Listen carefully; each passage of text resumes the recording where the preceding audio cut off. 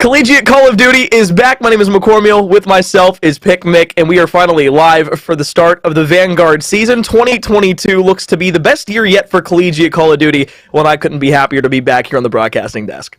Oh, I'm most definitely with you, man. I'm super excited for the game overall, for the amount of teams we have, just the amount of size that we've grown over the past year. I mean, the more teams we got, the more maps we got going on, the more excitement we're going to have across the CCL as an entirety.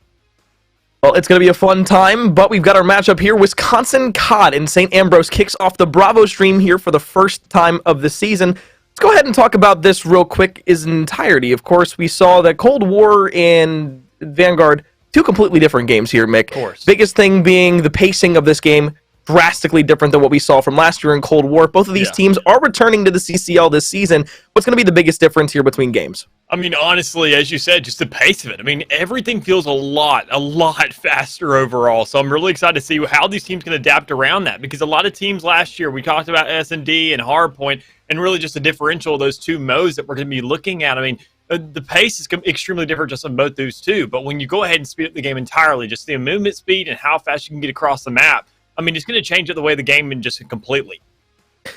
We've got two different streams live right now. This is the Bravo stream, obviously, as we mentioned beforehand, but there also is the Alpha stream going on, or the live stream, which is at twitch.tv/collegecod. You can go ahead and watch the matches that are going on that stream. I believe right now the matches that are going on is Nebraska Esports versus Iowa, and if you haven't heard, that is a rivalry matchup. So pop both streams open, keep the tabs alive, because we got College COD going on throughout the entirety of tonight. But we'll go ahead and take a look here at our home team of Wisconsin COD, as they are going to be coming into this game with a relatively lackluster record from last season. They thrived in the bottom cut of their division, but unfortunately they just weren't just enough to get into the top cut, and they did eventually miss the playoffs with that too. Yeah, and both these teams, they had a really solid record last season. They were sitting pretty even. I want to say 7-7 and 8-6. So, I mean, not really too shabby overall. But as we said, I mean, time in, time out, because of this week one, we really don't have too much of a read on a lot of these teams. I mean, the only time we saw a lot of these squads that are going to have really any info on themselves are going to be during that Vanguard we had earlier in the year. And, I mean, even then, the game had just come out then. A lot of teams really hadn't gotten to adapt to things. They're really just kind of feeling stuff out, just kind of coming in for the fun of it. But this is the stage where, I mean, they've gotten those reads, they've gotten those VODs to work with, and they can now go ahead and start really getting themselves settled down, figure out how they need to move across the map, what rotations can really work out, and how they can go ahead and get themselves a dub. Well, we talked about Wisconsin COD specifically being in the bottom cut of their division, but at the same time, they also played against the side of excuse me, I just completely botched that. They also played against the side of St. Ambrose inside of their division last year in the bottom cut, and at the top of the bottom cut was St. Ambrose at an 8-1 record compared to the Wisconsin COD record of 7-2. So with them leading not only in the head-to-head match the last time they played against one another, going ahead and winning that series, Game 5, by the way, with a 3-2 win, it also was the side of St. Ambrose that was just a bit better overall than Wisconsin COD. Both teams, though, unfortunately, as I said beforehand, did miss the playoffs. So with that being said, with that out of the way, Wisconsin's roster, we've got four players who, two of them are returning from last year as well, that being Key and Super Sherm. It is going to be the roster, as you see there, of Puck, Matrix, and they'll join Key and Super Sherm as a four-man tag team quadruple, I guess you could say, in order to go ahead and find their way throughout the entirety of the season. Hoping to get better, Mick, is the name of the game here. And as long as you're bringing in two players that are going to bring you consistency throughout the entire season, you'd hope that the improvement is going to be there directly from the beginning. Oh, most definitely. I mean, as all these teams are really starting to form up, and we even see the introduction of academy teams this year, I mean, a lot of people are just working to go ahead and get their synergy on the board. And especially when you have just so many scrims over and over again, I mean, thank you all for really just blowing up the Discord and doing all these scrims in there. I mean, it's stuff like that. It's the passion. It's the drive that just goes behind every single team. And I'm sure that these squads are going to be looking to go ahead and look for a good first win to go ahead and put themselves on the board, create a little bit of lax room, and also set a good precedent for them to come for the next couple weeks. Well, returning with Key, he was the stat leader last season for the side of Wisconsin. Overall, there was a lot to be happy with. A 1.43 overall KD instead of Hardpoint, and then we went to Search and Destroy, it was a 1.4. So highlighting Key was the biggest reason that we wanted to highlight not only Wisconsin COD, but now taking a look to the side of St. Ambrose. This is a roster that last year, again, as we said, was relatively consistent inside of the bottom cut, but once they missed that top cut, and unfortunately the playoffs later on in the season, it was just kind of a lost season overall. But you have Van Heckel, Agent MM7, Originality J, and of course Kairos. Kairos being the top fragger for that team last year, but the most outstanding player on the St. Ambrose roster. You're happy to have that player back once again, simply due to the fact that hardpoint-wise, 1.86 KD, and Search and Destroy a 1.7 KD overall. That's nothing to shout at, nothing to be snarky about either. Yeah, and this is one of the squads I'm going to be really excited to go ahead and look at because, I mean, we see a lot of new players when it comes around to this roster, a lot of differential to be brought to the table. So, especially when you have a lot of these teams, as we mentioned, the different pace of the game when it comes around to Cold War and Vanguard. I mean, the two games being so different, you're kind of excited to have a new squad on your hands. You're saying, all right, well, new season, new game, new outcomes, and possibly a new lineup by the time we have the end of the year to go ahead and get ourselves in that playoff scenario. So, I mean, a lot of high hopes for these guys, a lot of potential plays out of them tonight, and I'm hoping to see go ahead and swing it hard once they get in here. Yeah, well, a couple of keys to victory here, starting with Wisconsin. We talked about last year how their inconsistency really was the main factor of why they weren't able to make the top cut and or the playoffs, and that came down to their hard points. A lot of their hard points were very hit or miss, and they thrived or potentially did not at all thrive in the chaos.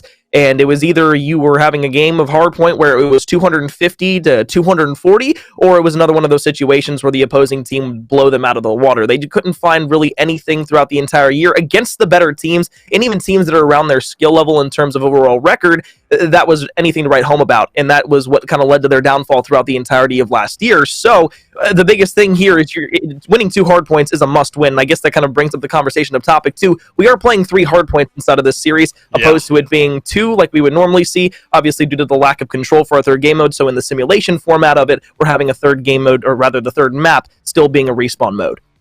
Yeah, so I mean, just that in itself. I mean, you mentioned already doubling down on those hard points. Well, when you have even more hard point to be playing, you definitely need to go ahead and get that solidified, especially for the earlier stages of the season. I mean, tended to change if anything really does occur. But as of right now, I mean, you're just going to practice what you're given. And hard point is the name of the game.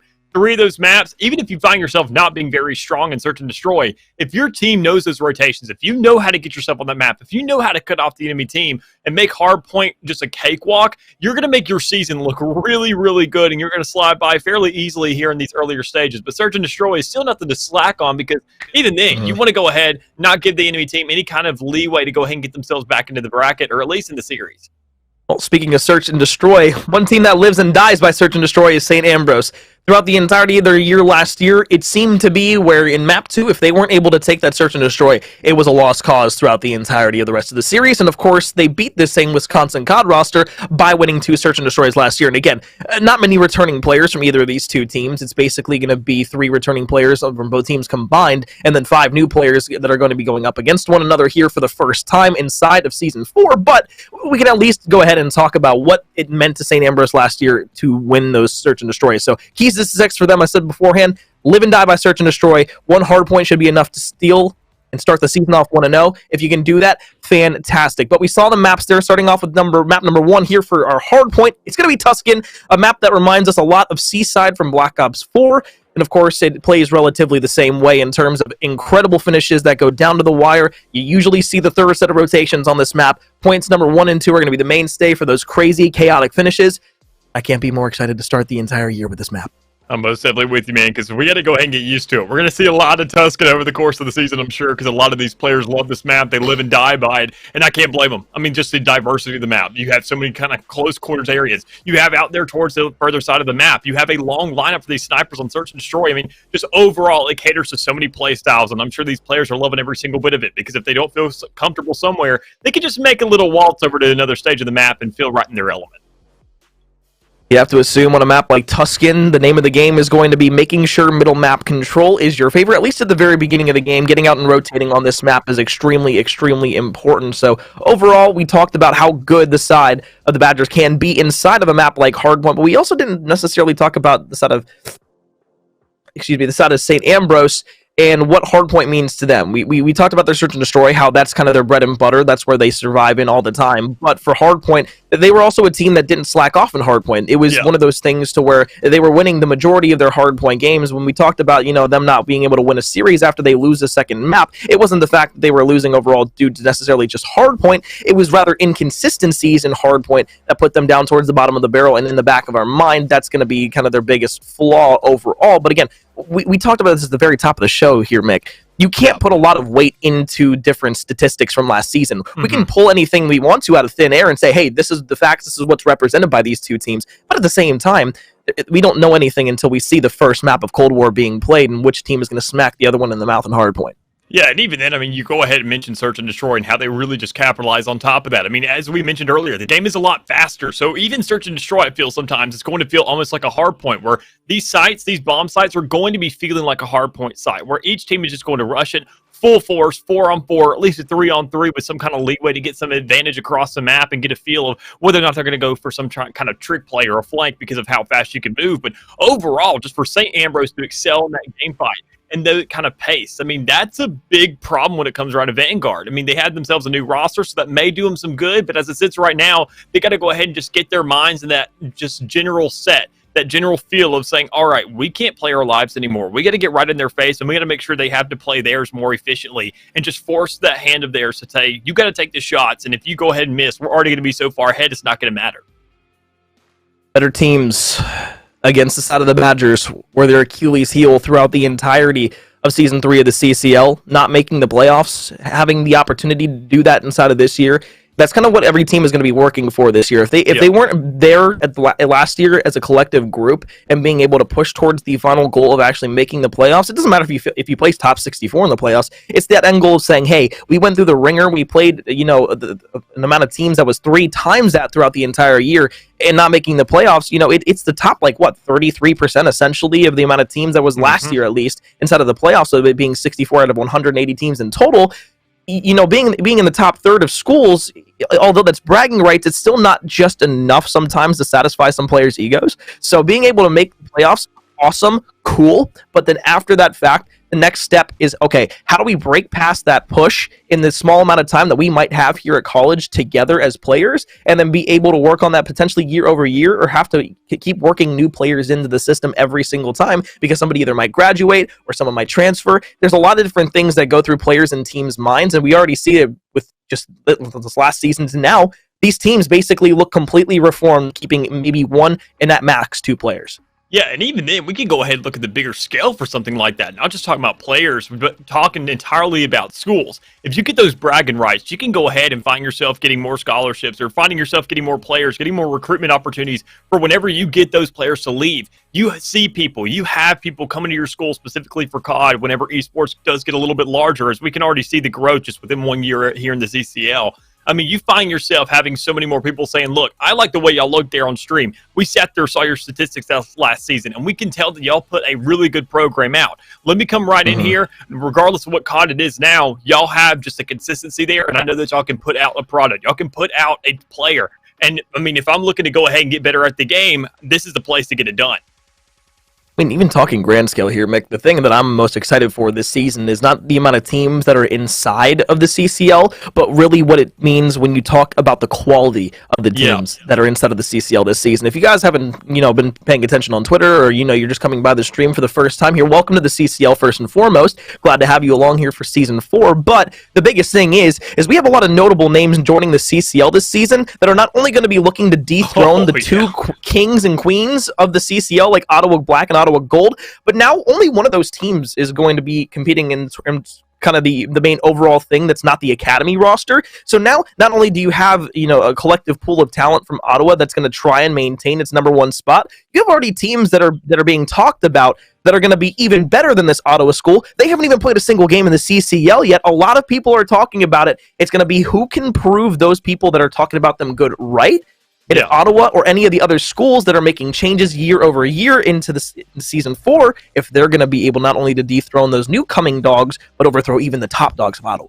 Yeah, I mean, Battle of the Titans is just a big battle that we're all looking forward to. I mean, over, in, and out. I mean, we're just looking at these big schools that we know from last season who consistently, over time, over multiple seasons, have really put out a good squad, really set there and made a run in the playoffs, and we want to see that again this year. But most obviously, we want to get a more even spread. So we want a lot of these schools to step this up. We want to see a lot of new players come in, really just driven to get themselves on the top of the leaderboard. And I think that's what I'm really excited to see, is especially tonight in this first week when we see a lot of these players, we see all these teams finally coming together and saying, all right, this is it. This is the opener. This is the big confetti and fireworks going to open things up. So, I mean, as we go ahead and look like we're going to get into this map here soon, I'm just excited that we're already going to find ourselves with some fireworks to go ahead and look at. We got Badgers, we got Bees, we got the first opportunity to prove yourselves to be the best you can be here inside of CCL Season 4. St. Ambrose on the left, Wisconsin COD on the right. We start out here with a nice little St. Ambrose lead, contested in towards P1, 25 seconds left. We'll think about rotations towards the right side of the map, and you're going to see player number 8 in Matrix starting to make that route through. However, the spawns are still going to be there from St. Ambrose all the way over towards the right. The trades will be there. Everybody in terms of numbers for the side of St. Ambrose is rotated at least over towards the spawn point of the next hill, and we should be looking at that here in just a moment with Super Sherm set up trying to go ahead and wait for the St. Ambrose push. Yeah, you can already see them kind of just looking to set up, play the game a little bit slower, knowing that they lost the majority of that time when it came around to P1, and that's not all that big a deal. P1 is really just who gets there quicker, who can go ahead and slay out there initially, but it all comes down to the rotations here in P2, and we can see some slays coming out there on the side, but with the 2 for 2 going on and everybody just looking to go for that second site, Wisconsin's the first one to hit there, so that's going to be a perfect little setup for them. They just need 10 seconds to go ahead and get themselves a lead to be working with, but even then, the way they're holding it out is looking great so far. Still looking from the back, St. Ambrose off the respawns. Trying to make a collective push here. You can see all 3 arrows on the red side of things starting to make that push towards the hill, and that's just a beautiful hit there from the side of St. Ambrose as they make the push forward. Asian towards the top.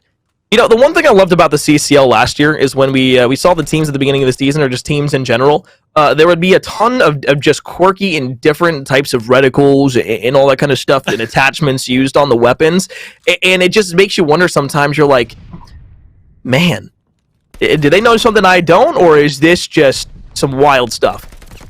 I mean, we know how it comes around to college. I mean, these guys, they just like playing for comfort. They like playing for fun, but they also still want to be good at the same time. So they can definitely maintain that. But, I mean, all things said and done, it just all comes down to whether or not you can prove it on the field. And it all comes down to this game right here. They got to show, even if they do have a weird reticle or a quirky little magazine there on their gun, they can still make the most of it. They can still prove it, saying that pros, they may have their own feel. But if we're slaying out here tonight, you may want to go ahead and get that a second thought. Key on 6 in a row. Glide bomb in the back pocket, or at least should have one here. Just a moment. As you look out to maybe find out yourself out the window, get behind a couple of the Wisconsin players who have pushed up the map. Realistically speaking, if you're Wisconsin, you're quite happy with this right now. St. Ambrose, they got a good amount of time over towards P1. P2 rotation did go your favor, and of course now you're at P3 trying to hold things down for the rest of the scrap time, and you're St. Ambrose, you're just going to give that scrap time up because you want to lock down the church. This is a very big hill to get a ton of time on. It's a money hill at the very core of it. And as Key looks to push up the map, just playing around in the back. I like the route play here to try and go for the spawns, but I would love to see you push up with the rest of your team, maybe try to make a pinch on the hill, and that's exactly what Key will do. Pops the first one, will turn to the second, 8 in a row, almost is able to go head for 9, but unfortunately, just the god timing of the reload comes through, and Wisconsin COD have broken in again. Yeah, and even then, what I've seen, I mean, here recently, when it comes around to that point specifically, you have yourself an AR player behind the church, holding down those spawns, making sure that you don't get a flint to come through, and even if somebody does slip out of your grasp, you can give that call out to the rest of your team to turn around and make sure to get that frag, and we just didn't see it there with Key. We didn't see the rest of his team there with him. He sat there, went on a kind of a solo venture, which is definitely kind of working out to some extent so far, because we see Wisconsin pulling out with the lead right now in a fairly fashionable manner, especially after they lost a lot of P1, but as you said, this money hill, definitely going to the side of Wisconsin. They've held it down. Okay, well, Key had 8 in a row. Matrix says, okay, well, you're my teammate, so I'm going to try and one-up you here. Great pickup for Wisconsin so far has been proving for Matrix. As you get 9 in a row, you finally find your demise. St. Ambrose will pop into the hill for just a short amount of time, but now you look to Kairos. And we talked about it last year, the most consistent and overperforming player from the side of St. Ambrose. Trying to get in towards the rest of the point. Key from behind. Sherm's going to go head for 2. Matrix finds 1. You look for the last trade here, but the player that's on the staircase isn't even going for the challenge quite yet. Kairos on a Vibe streak. Now we'll have the glide bomb to work with in the back pocket. If you're Wisconsin COD, once again, you're in a position to where your entire team is turned back to the point. Kairos was waiting for the rest of the teammates and reinforcements to get there. Unfortunately, they just didn't come through in the way they would have liked to. The one-on-ones didn't go their way. And of course, Wisconsin will hold on to the hill. This is completely different than what we saw between these two teams last season. Yeah, and even in that sense, insult to injury at this stage. I mean, if you're Wisconsin, you're grabbing yourself a lead. You go ahead and get yourself back around to P1, where we saw them kind of be a little lackluster there in the start. And honestly, they're not too concerned about that. With all these kill streaks now in their pockets, that's a pretty wide open spot. You can go ahead and get that glide bomb down the field. You can get the airstrike, whatever you need on the field. It is wide open there. So you can go ahead and get that coverage from your team, from your own streaks. You can guarantee yourself to even double down on whatever time you already may have. So as we see Wisconsin rotating out a little bit, Matrix going on a 5 spree. Great for him. You got to go ahead and start looking at the site, which is now coming around as we reset to this P1 and see whether we're going to see any of them pulled out. Right now, the slaying differential between Wisconsin and St. Ambrose is quite evident. Matrix 20-6, basically quadruple positive right now, and the slaying just continues. You see all the white on the left side of the kill feed, meaning that the side of Wisconsin is continuously beating down the side of St. Ambrose as they continuously try to push towards the point. Finally, though, St. Ambrose will get their break from their spawn side. Puck's going to be there for one. The contestation comes through. You pre-fire around the right side. You won't be able to find all that much because the head glitches are there. Some beautiful shots in the middle there for the first kill. Won't be enough for the second. Key and Super Sherm will double back, but it's still going to be the side of St. Ambrose holding onto the hill. So you're happy with this because you're at least starting to put yourselves in a position to where now on a rotation, you push this together, you collapse on that hill, and you can maybe get yourselves over the 100-point mark. Yeah, and this is one of those stages where I start talking about, how everything really pans out with how faster you are in the game, how much you can really make a difference. And hardpoint specifically, usually you see your team just going ahead saying, you know what, forget the scrap time. We're going to go ahead and get a full team rotate over to one side or the other. But, now in Vanguard, we see some players just going on a solo adventure, running to the last site and seeing if they can pick up some of that scrap time or even slay out an entire team just to reset those spawns and make their job that much harder. So it's stuff like that, the little things over time that you can start to notice as the season goes on and the differential and adjustments that are made just to really go ahead and make those wounds sting that much more. Shot from behind. Kairos going to fall. Puck and the rest of the team back on towards point number 2. Starting to push over from the church side. Puck wants to turn around and look to the spawn. Nobody pushing right now. I like the team play there from Wisconsin to try and peek out. Unfortunately, it was just a one-on-one gunfight that went to the way of Wisconsin. It allows them to go ahead and maintain control of the hill, at least until the last 15 seconds. Scrap's going to go to the side of St. Ambrose. It seems like this has been a reoccurring theme throughout the entirety of map number 1. It's the scrap time continuously to St. Ambrose, but Wisconsin COD gets the majority of the time. It's about a 2-to-1 ratio in terms of hill time, where they're getting 40 seconds to every 10 that St. Ambrose get. Of course, that's why we're at the point now where Wisconsin is just 3 seconds away in terms of time from passing that 200-point mark and basically putting this game out of reach and out of contention. Yeah, a massive lead for Wisconsin right now that they can really just brag about because you can see them just continuing that momentum, not even really slowing down. Sometimes in the stage, you see a lot of initiative there in the start. You see a team going ahead and grabbing a hill, making a rotation to P2, and then you see the turnaround come at a money hill. Wisconsin, they grab P2 everything since, and they have not showed any signs of slowing down. And it's all these setups. That's where a lot of the credit comes from. You get yourself a player on the outside. Somebody like Key. Sure, he's not exactly going out like Matrix by any means, but that's because he's not in nearly as much fights. He's just holding down these sites, holding these sight lines, and making sure to hold down the map. And that's exactly what he's doing, making it that much harder to breach into the site. 4 in a row there for Key. Finally falls yet again. Multiple streaks throughout the entirety of Wisconsin inside of this game. Only one player negative in Puck. 16 and 19, 45 seconds in the hill, but you look at Matrix quite literally doing it all. 27 and 11, 2 minutes and 7 seconds inside of the hill. If you're the side of St. Ambrose, you're trying to find the rotation here. Original leases in the hill for a little bit of time, but at 7 and 26, 9 and 21, it's very difficult to expect to be able to go ahead and not only pull out wins, but keep matches close. The numbers in slaying are as drastically different as they are. Kairos in towards the point, looks for the double peek here. I love the play there. The bait and switch comes through. Key, Super Sherm, and the last one will fall to the hands of Key, and that surely could potentially be everything that they needed to be able to take map number 1. Most definitely. You saw them all rotating, going as a unit, saying, all right, let's get all 4 stacked on top of this site. We're slaying out. We got these guys' number right now, and we definitely have the numbers to go ahead and end out this game. And with only 10 seconds needed, and you have 20 seconds left on the clock there, if you're St. Ambrose, you're just looking to get one guy on and contest. But that is not lasting very long if you look at Wisconsin slaying and how they're just going ahead and shutting them down, not even letting them breathe on the map is what it looks like as we go ahead and come to a close here on this map 1. 250 to 119. They didn't quite put them in the 100-point club, but they go ahead and find themselves a fantastic way to kick off not only the CCL season, but the first map inside of this Best of 5 series. A team that beat them last year. There is a bit of storyline there at least. Rivalry probably not at the top of the thought list, but at the same time, you take a happy map number 1. It was a field day in terms of slaying. 2 players didn't even reach double digits of kills on the side of St. Ambrose. And look, it's not the fact that we're sitting here and trying to downplay the fact of the negativity that not being able to slay out brings to a roster, but when it's that lopsided inside of a map like Tuscan, which we usually perceive as one of the most closely played maps, maybe besides Bocage, it's going to be a little difficult to kind of bring that back, at least for now. But here's where the bread and butter was for St. Ambrose last season: the search and destroys. We go to a map 2, we go to Berlin. and we go to something that should be the catalyst to bringing themselves back in the series, or at least what we were talking about beforehand with the keys to success. You have to take your S&Ds. If you don't take at least both of the Fs, or rather, if you don't take either of the S&Ds, you're not only done in the series, but your only goal was to try and steal a hard point because you had to rely on the search and destroy. Yeah, and that's a big problem for the likes of St. Ambrose, because we mentioned that to really be their cornerstone, where they played well, where they got themselves in the series, and where they really made the opening. But, I mean, looking at not just the point rotations, looking at how really Wisconsin was adapting across the field and pushing themselves on the sides, it was also St. Ambrose just kind of not really being there in slaying power. And that's what we want to see and mention, talking about that's what S&D's bread and butter is. You want to go ahead, get those kills, and not even give somebody a second chance to live for the round to give yourself that free go-ahead. And when you're looking at hardpoint, when you're looking at slaying power also being somewhat of a reliability there, that's a little concerning coming here into the second map.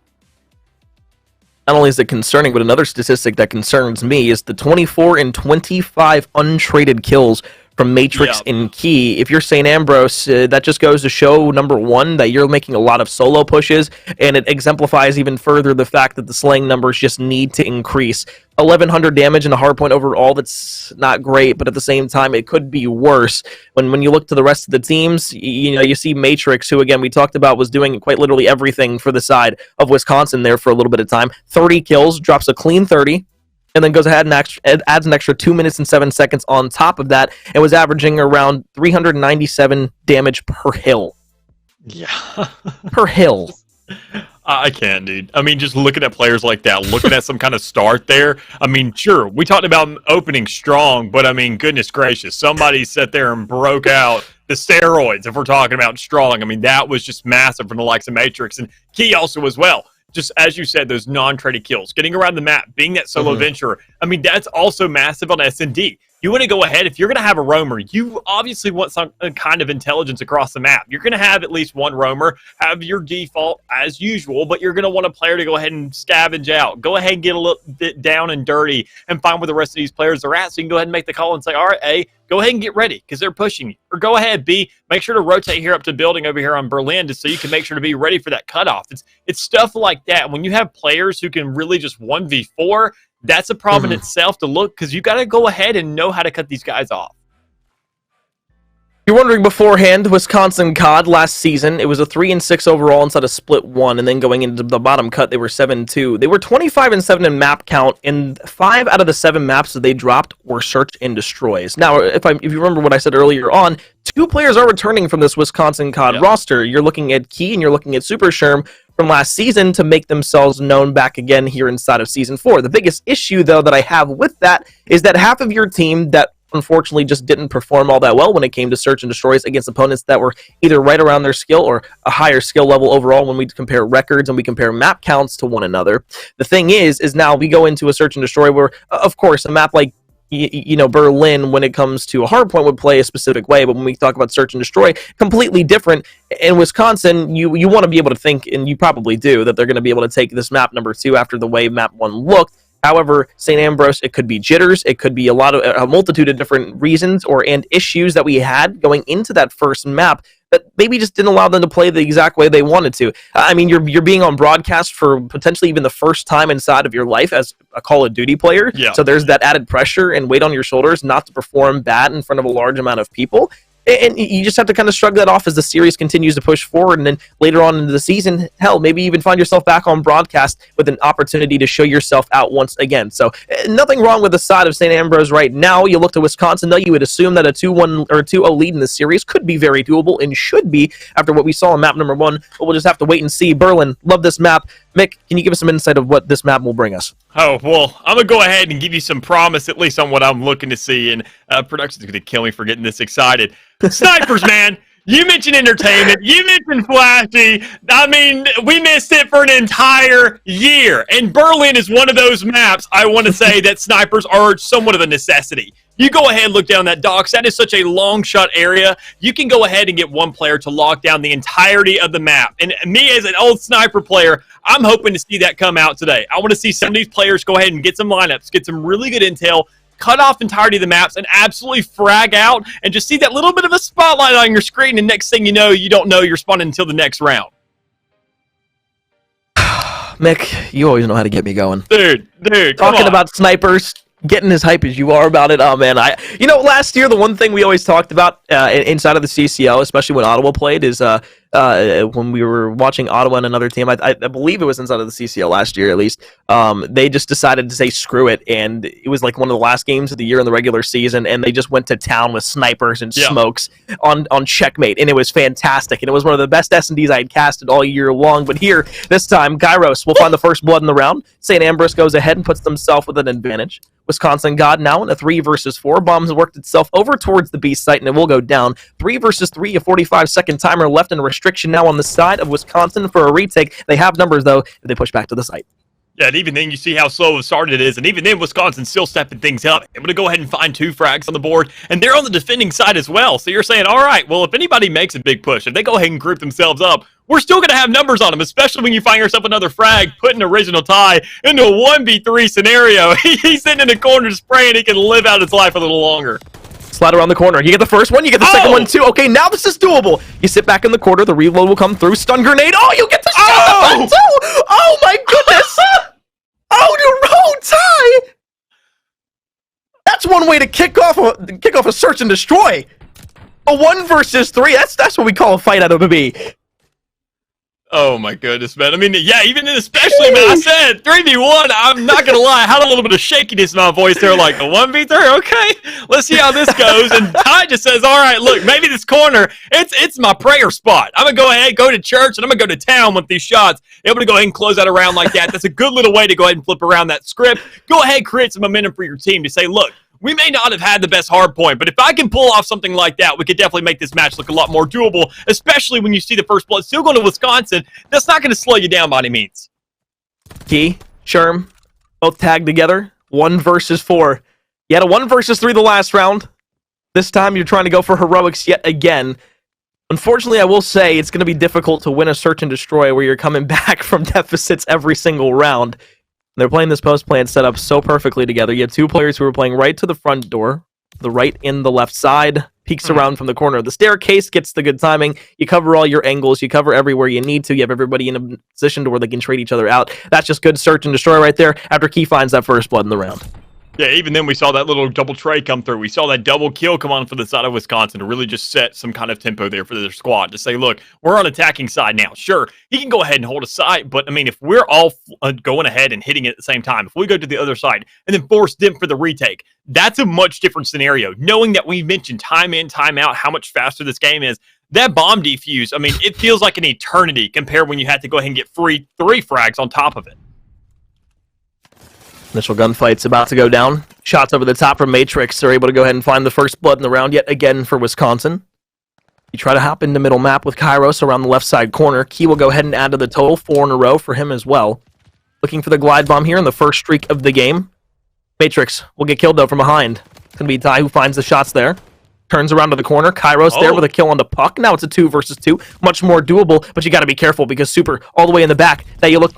Oh, Key through the window. Gets a little peek shot to the head. That's going to be 5 in a row. And guess what, Mick? That's a glide bomb. Yeah, most definitely is. And it's also a second round for Wisconsin, especially in a manner to where we see some more adjustable circumstances come out for Vanguard. And that's another big factor I like to mention is go ahead and look at these windows, look at these doors, look at all these destructible environments.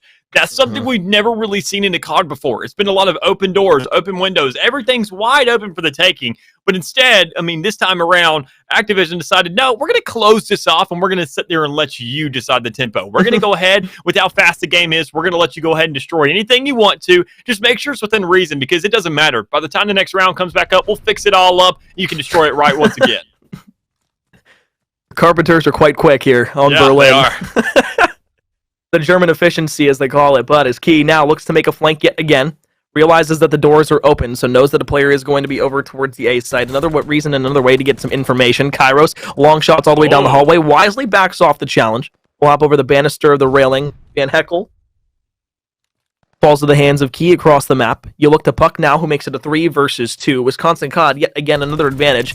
So far, St. Ambrose has only looked semi-decent in the first round, and that was thanks to a 1 versus 3, which, hey, guess who's in the same situation again? It's Ty, and he gets the first kill. And there it is. That's all you got to go ahead. Give this man a little momentum. Give him a little bit more leeway to be working with. Because a 1v3 isn't as nearly as doable as a 1v2. Because you just got these guys stationed. They're probably going to play for a pinch. They're going to be looking around the site, seeing where these angles are going to be coming from. And see where these players are going to be rushing them from. And honestly, Ty, if he comes and decides on one side or the other, he can go ahead and get that first kill. As we can see, he's going to be running up here soon. Probably on the likes of Key. But he's just going to check that left or find that first frag to make things look a lot more doable. Oh, tries to use the peek hole to his advantage around the left corner. Found the first bullet, but unfortunately it wasn't enough to go ahead and win the entire kill. And again, as we talk about multiple times over, 1 versus 3s are not supposed to happen, and that's why we hyped him up as much as we do, like in round number 1. So 3 quick rounds in a row for the side of Wisconsin will put us closer to them reaching the final goal. And this is kind of the scary portion of the game, right? Because we said at St. Ambrose, one thing they have to do to win this series is take both of the search and destroys, and right now, it's not looking great. The slang isn't there. We're on donut watch for 2 different players on St. Ambrose. Wisconsin COD is picking them apart constantly, and it's helping thanks to the first bloods that we've seen from Key multiple times. Yeah, and usually on a Monday morning, you'd be excited to hear about donuts. But on a Monday night, I mean, that doesn't really fit your diet too much. You're looking to go ahead, get some meat on the table, get some beef, throw it down, grill it, and eat it. And we're not just seeing that yet out of St. Ambrose. We're not seeing too much real contention out of them. We're not seeing too much of a fight. But this round could be the differential for that. They're able to go ahead and dissect the likes of Wisconsin a little bit, grab 2 frags, and also get that bomb down as well. So now with a lot of pressure on the field and also getting themselves 4 players still to be alive right now, they just got to go ahead and be on the player watch. If you're Wisconsin, you're so spread across the map that it's going to be very difficult in order to be able to clutch this up. But at the same time, as I say that, you have the first player that's starting to get aggressive in towards the fire building. If you look to Matrix all the way in the back, this is where you would typically see the team that has the bomb planted playing at to try and go ahead and hold the bomb down. However, Matrix will already find 2. But the problem is now 20 seconds left, and you've got to be able to find these last 2 players and find the defuse too. And as Van Heckel plays across the map, you're going to be playing in through the mail window. Looking out towards the dock, shots are going to be there for the first player. Not but they won't be able to get the defuse in time. It just comes in by maybe a hair too late. But Matrix, oh boy, oh that's just embarrassing. Yeah, a little bit. But, I mean, honestly, it's because you didn't speed up there. I mean, you got to go ahead, take care of so many players, and also get that defuse down. You got to go ahead and look for a ninja. You got to let somebody else put the pressure on and get that defuse down while you had the defense coming up as well from your other squad mate. I mean, there's so much there, and there's so much pressure that's on the line when you're coming for a retake scenario that you got to speed it up. You have to do it quickly, but you also have to do it efficiently. You can't just go ahead and get crazy. Otherwise, you're going to go ahead and get picked off like we saw there in round 1. So, obviously, Wisconsin not really stacked up there with how well St. Ambrose had themselves a good start, that they're just looking to double down now and go ahead and get themselves back in this game because it's still 2-3. It's only 1 round delta, so it's not all that big a deal. But we haven't seen their defending side be all that strong yet. Puck is just going to play around the corner. Stun check going to come over the top from St. Ambrose, so they know at least one player is trying to either push towards the B side or be pushing towards mail room. Glide bomb comes through. Key finds the first blood in the round here. Once again, I think that's the 3rd or 4th first blood that Key's been able to find so far. So aggressive. Gets the 2nd in the round now once again. 3 more will get another glide bomb for the side of Wisconsin. You look to Matrix, who's on 3 in a row as well. And as I say that, speaking into existence, yet another kill. We look to Van Heckel, who's going to be playing the head glitch from the top of the fire window. This time in a 1 versus 4 would be a fantastic opportunity here to go ahead and find himself off the donut watch. But a player from behind, oh no, oh Van Heckel, you can change it all and get the turn on yourself. But unfortunately, it won't come to fruition. Not a single kill in the 1 versus 4, a 4-2 lead for Wisconsin. And a big factor right there was that glide bomb off the get-go. You go ahead, not only find yourself a kill, but you get the read of where everybody's standing at from those highlights. You go ahead and say, all right, well, let me get the read. Let me make these calls. Say, all right, you go ahead and watch right there towards fire building. Watch rubble. Get there in the middle of the map because they're going to be coming from that south side. And even then, we saw Key, after throwing down that glide bomb, ask for a little bit of backup from Puck there towards the warehouse and say, I'm going to push this myself. And if I don't get this kill, make sure you do because I deserve myself a glide bomb. I made the most of it. Let me go ahead and grab another if I can. One more death here, and we could be looking into the famous agency for a 007 for Van Heckel. I don't know what I'm more excited about. The prospect of St. Ambrose being able to find their way back into the search and destroy, or the series in general, or potential agency find for the first series inside of the CCL season here on the Bravo stream. Agent out the window. Shots are going to be there. Oh, the audio cue and Super Sherm turns and burns. Van Heckel, 0-7. The agency's calling your name, brother. Kairos. In a 1 versus 4, found the first blood. Will you be able to find anything else? You're just hiding inside of the mailroom right now. Maybe looking over towards the dock. Super sure is there. From behind comes some kills too. Oh, Wisconsin COD. They're making this one look easy. It's a run through here on Berlin. They most definitely are. They haven't seen it without any kind of argument or any kind of fight. I mean, they just got to go ahead, get around the map. And that's the thing about Berlin. With how wide open it is, with how large of a map it is, when you go ahead and force these scenarios to the 1v3s, 1v4s, you're just listening. I mean, you can go ahead and close your eyes there for a little bit, take a little bit of a nap while you just go ahead and let your ears take over, because there are so many audio cues around the map with how loud your feet are. That's the trade-off with you being so quick and so fast. You're pretty darn loud unless you go ahead and run that perk. But even then, when you go ahead and break a window, when you open up a door, you're not making the environment just as silent as you. That's a little bit too impossible for something like Call of Duty. So, I mean, when you're going ahead in this defensive scenario, you're just holding down a sight. And a 1v5, make that a 4v4. Now it's a 4v3, or make that a 2. Goodness gracious, they're just burning these guys down. By the way, key full streaks to use. Matrix will find yet another kill. This time, it's going to be Agent Double M7. The 1 versus 4. As I say that, Matrix comes from behind. Quick work on Berlin, as we talked about beforehand. German efficiency. Wisconsin might not be German, but the efficiency was there. A very quick search and destroy game leaves them with a 2-0 series overall here in the first best of 5 of the season. And Mick, as much as I want to say that this could still be close, I just want to go ahead and take a gander real quick. Key had 7 first bloods. Yep. Inside of that game. 7. Yep. What does that say about a player, Mick? What does that say, first and foremost? It's the same thing we saw earlier, is it not? I mean, that's what we saw in Hardpoint. We saw a lot of untraded kills out of Key. We saw him just getting on the outside of the map, playing whatever angles need to be, because Matrix was the sight man. He was the one who could win the fights whenever you go ahead and give him those trades, when you know where the sight's going to be. But Key, he was that player just going ahead, wandering around, saying, this is my element. Berlin, it's my playground right now. I can go where I need to. I can find myself a first blood, because I know where they're probably going to be coming from, because I think I have the game knowledge at this stage and point. I can go ahead, find that frag, and go ahead and be playing off of it, making the job that much easier for my team. And that's what it did every single time in, time out. Only differential we saw was whenever we saw St. Ambrose there on the attacking side. Able to go ahead, get enough pressure onto a site, find themselves a plant, and then just really play defense at that point. And that's a lot harder to do, because as we saw, retakes become a lot harder when you have a countdown of a bomb that you also have to take 7 seconds to defuse.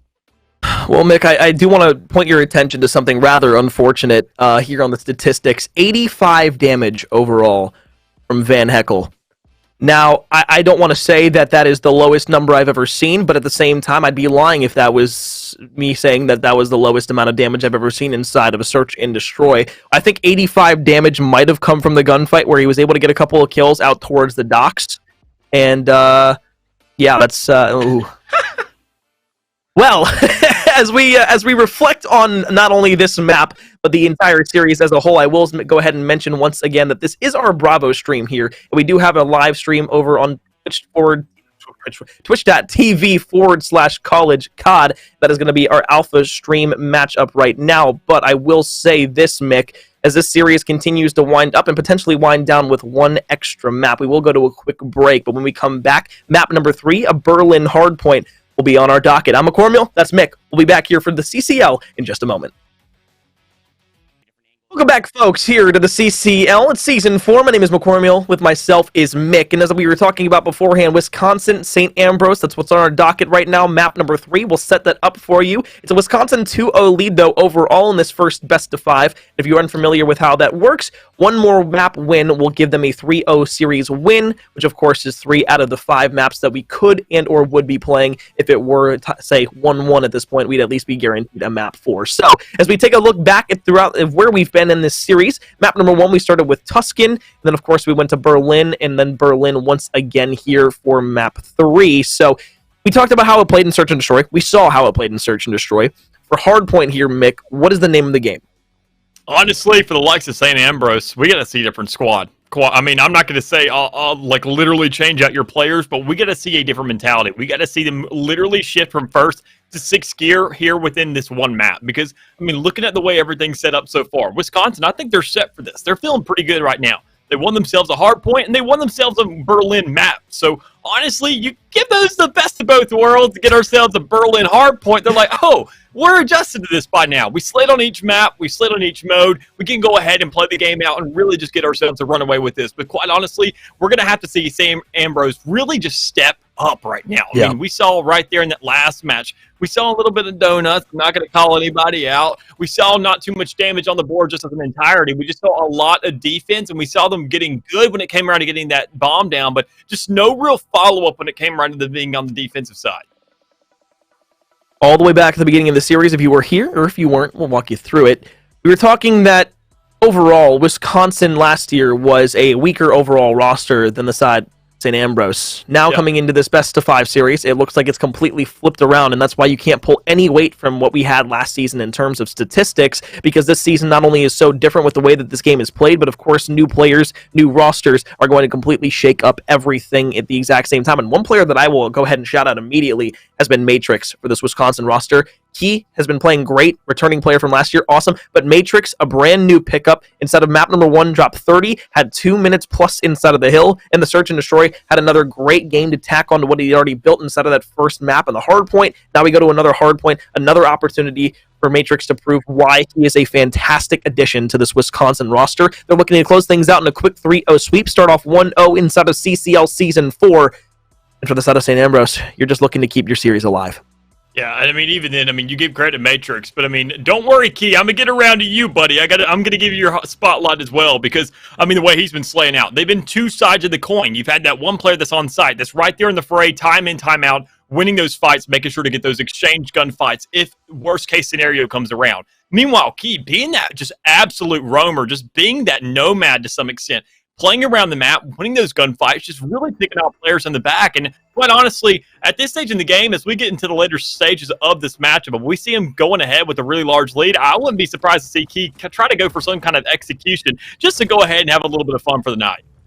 Control not in a state where it's going to be playable inside of this game just yet, so that's why we're seeing Hardpoint in a map number 3. Matrix will open things up with the first blood, and you could guess it from the very beginning. Wisconsin have already found themselves inside of point number 1. They clear out everybody from St. Ambrose who had made the push, and you look to Van Heckel, who's trying to get all the way around over by the docks, maybe flip these spawns out.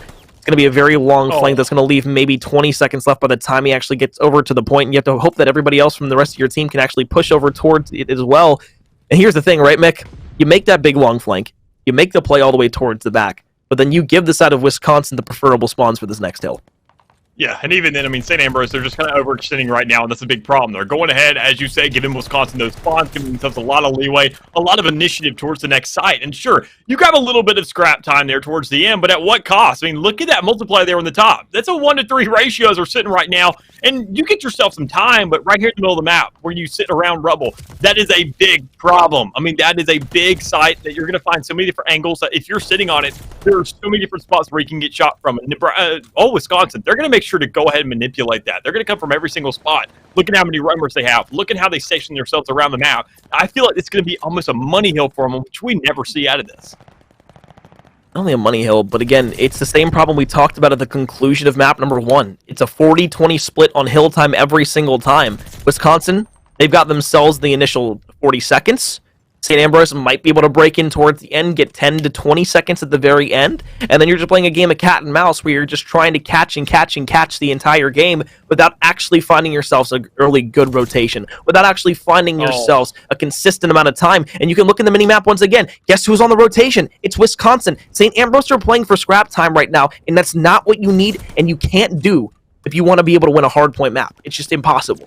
Even then, you got to look at the stationing. I mean, look at right here. Key saying they're on the rotation. They're going to be going around the map. Once again, doing his roam game. Sometimes not being behind your back. Throwing a little bit of a curveball in there. Saying, let me go ahead and get to the side of them. I know they're going to be running through here. I know the optimal spots to go ahead and make those rotations. And even if they die, they're not really too concerned about it. Because when you look at Matrix on a 7 spree right now, he just hit that 6 spree earlier. That is 2 glide bombs in the pockets of old Wisconsin right now, and they're not concerned at all, because if they go ahead, lose the sight, so let's go ahead and bombard the living stew out of it, and we can just get a free cap once again.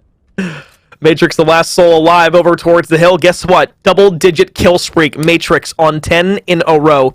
Looking out over towards the right, MP40 in hand. You look for the couple players that are going to be pushing on towards the point. Personal around the corner. Shots are going to be there. Original tie. Well, he gets killed too. 11 in a row. 13-1 to start the game here for Matrix for Wisconsin. And we talked so good about him, not only after map number 1, but inside of the search and destroy in the beginning, right before this game started.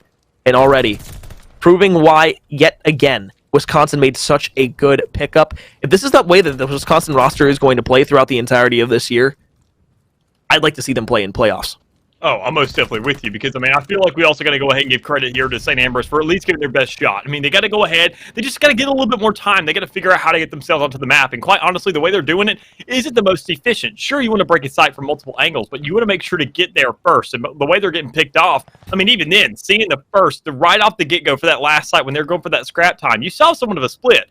Ty and MM7 were going right there down the middle of the map. Meanwhile, we saw Heckle and Kairos go around there towards the west side of the map. So there's a lot of diversity there, a lot of switch-ups. And if you can't win those 4v3s, or at least those 4v2s, what are you going to do in a 2v whatever situation?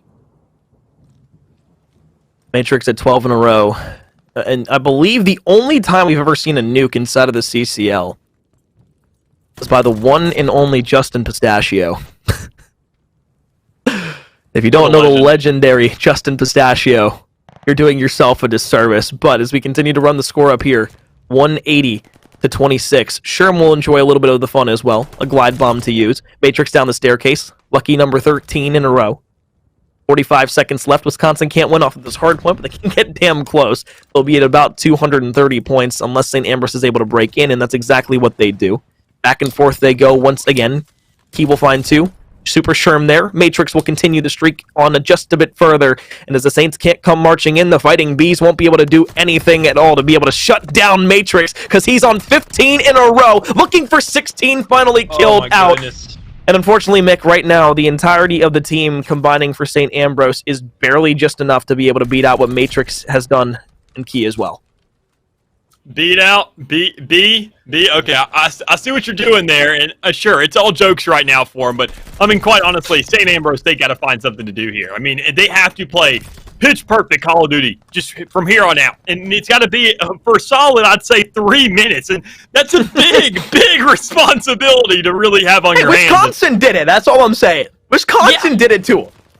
Yeah, and I mean, honestly, we talked about the new squads. We talked about the introduction of players. And I mean, looking at the rosters and how they're sitting right now, I mean, I don't know if this is the best read or the best squad to really go ahead and stack up against them, but goodness gracious, the way they're opening up this entire season, it is outstanding. And honestly, I mean, it's just worth talking about because of how great it looks. They're sitting at 220 to 49, albeit. If they can lock out St. Ambrose, this isn't a 100-point club. This is a 50-point club. It's a lot smaller and a lot more stinging to go ahead and be sitting inside of. St. Ambrose, unfortunate performance thus far has left them down bad, with Wisconsin going ahead and capitalizing at every which angle they can. Through the middle of the...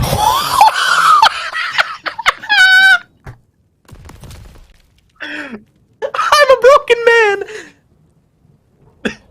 You had the first 3 shots there, Chief. Come on. All right. Fly bombs to come in. We see a little bit of intel being brought to the field. Wisconsin able to go ahead and hold out a little bit more time. I'm assuming this is going to be their last hill because you only need 13 seconds to get on the site. You have 10 now remaining. You're looking to close out this game, especially when Ben Heckle goes ahead and runs in, looks for a trade, just get a little bit of damage off, but it's not looking like it's going to be enough because Wisconsin holding out these spawns, holding these players across the map, holding them accountable to the damage now done on themselves at this stage in the game as we bring ourselves to a close at a 250 to 67. The suffering finally over for the side of St. Ambrose. Wisconsin, you can go ahead happy. Riding out on a high horse here tonight. After you start your CCL season off 1-0, the thing was, last time and during Split 1, before they got to the top cut, we talked about it beforehand, their record really wasn't anything that special. Aside of Wisconsin, all you were 3-6. It was 3-6 in the first split, then you went and you dominated your second split at 7-2. So being able to start off 1-0 here, you've already won a third of the matches that you did the entirety of Split 1 last year here in this Split 1, and there you go. That's already a W. If you're the side of Wisconsin now, not only do you have a head full of steam, not only do you have a very bright outlook for your future with the way that your team was able to play throughout this, but now you can say, all right, the team that we didn't beat last year, We beat them already in this season, and although it's 3 brand new players on St. Ambrose, it's still a little one of those things where it's like, in a mental note of like, look, it might not be the same team. It might not be anything close to what they were last year, but we already, year over year, technically are better than what we saw last year, and that's already an improvement just in one game. In one game. I mean, I'm kind of with you there. I mean, St. Ambrose, they have a lot of potential, but I mean, this first game of the season, this opening act right here for both sides, this is where we would, I want to say, would have found the most contention. We would have found a lot of blood on the field. We would have seen ourselves going to a map 5 every time. But, I mean, honestly, this performance in itself is a little unexpected. And as you said, I probably want to go ahead and put a lot of credit on it being a new roster. I mean, sure, we can't carry over to Cold War on the Vanguard for everything, but when you look at Wisconsin's performance tonight, I mean, even then, I would go ahead, if you're looking to get yourself to a destination, that being playoffs, this first week is like your fueling station, like your first stop on the road to go ahead and see how much gas you can put in the tank to at least get yourself ready for these next couple of weeks, these next couple of engagements and encounters. Yep. But, I mean, as it sits right now, St. Ambrose, they didn't get very much gas in the tank. They're going to have to look to go ahead and scrounge up some money, go ahead and make some couple calls to their bank and see what they can go ahead and finagle here for these next couple because, I mean, that's going to be all in their practices. They're going to have to go ahead and get a lot of scrims, go ahead and find a way to iron this out. Heck, even go back against the likes of Wisconsin because, I mean, if you can go ahead and against these players, I feel like you have a really good run and shot of making yourself look impressive for the rest of the league. Well, if you're Wisconsin, you pull the brooms out. You're happy with a 3-0 sweep over the side of St. Ambrose. If you're St. Ambrose, though, good news is you still have a lot of season left in front of you. What that means is that means you have the ability not only to right the wrongs from this series and start to go ahead and progress through the rankings and throughout the next several opponents that you're going to be facing. You got a ton of time to be able to work on some strategies.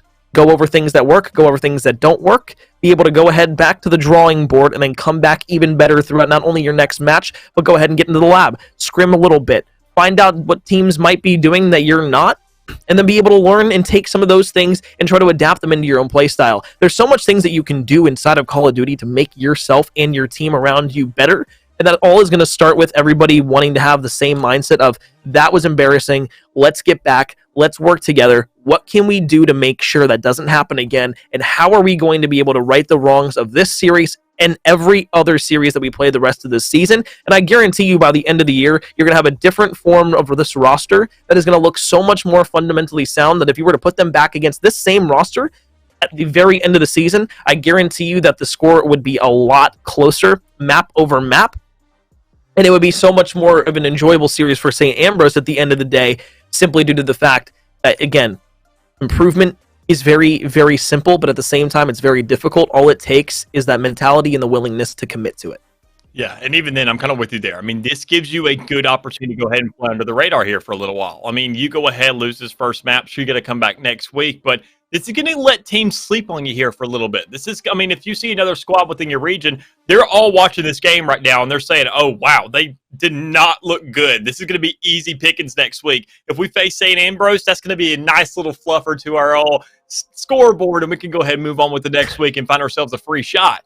I mean, this is a good opportunity. Go ahead, come out swinging next week or even the week after that because, I mean, we got a lot of CCL coming up here this season. But in the meantime, I mean, you have a lot of time to work on stuff. You have an entire week to get yourself together, hold things down, and just go ahead and just really polish this out. Even see what you can get going on with your academy team because, I mean, that's a lot of potential that you have just across the board. If you notice there isn't that big of a disparity, you can go ahead and bring probably somebody new in. Or even then, if you feel that confident about what you got, find yourself to just go ahead, settle down, just run these scrims over and over and over again. Find yourself in this Discord the entire week, and then come back next week around and just absolutely run over.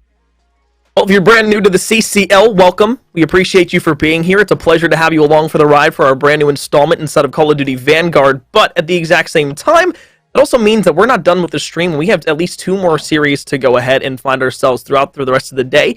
It's always going to be Mondays and Tuesday streams here for the CCL. And of course, we also have, pairing with this Bravo stream, the Alpha stream to go along with it. So you can keep both tabbed up at the same time. Chances are, when there's not action going on here on Bravo, the main Alpha stream is going to have something going on and vice versa. So with that being said, we're going to kick things to a short break. But match 2 is just around the corner. Concordia, Wisconsin versus Purdue COD, a team last year that unfortunately didn't actually play in the playoffs, made it to the playoffs, was extremely good. We'll talk a little bit more about them when we actually get there. But after a quick intermission, section and look over towards what we have on the Alpha stream. We'll be back here with match 2 here on day number 1 of the brand new season of the CCL.